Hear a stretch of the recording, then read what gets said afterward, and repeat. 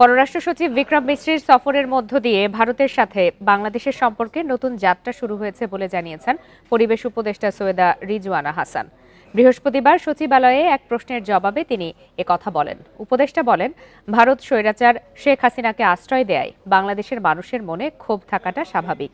তবে দেশটির পররাষ্ট্র সচিবের বাংলাদেশ সফরের ফলে দুই দেশের সম্পর্কের মেঘ কেটে যাবে।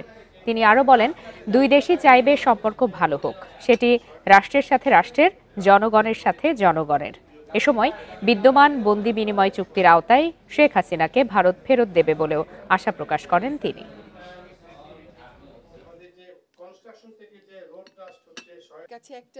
কোনো দল বা কোনো ব্যক্তি কেন্দ্রিক সম্পর্ক কোনো প্রতিবেশীর সাথে আমাদের না হোক, সম্পর্ক হবে ভারতের জনগণের সাথে বাংলাদেশের জনগণের। তাদের যে পররাষ্ট্র সচিব এসেছিলেন সেখানে সম্পর্কটা পুনর্মূল্যায়নের এবং নতুন করে যাত্রা শুরুর একটা প্রক্রিয়া শুরু হয়েছে।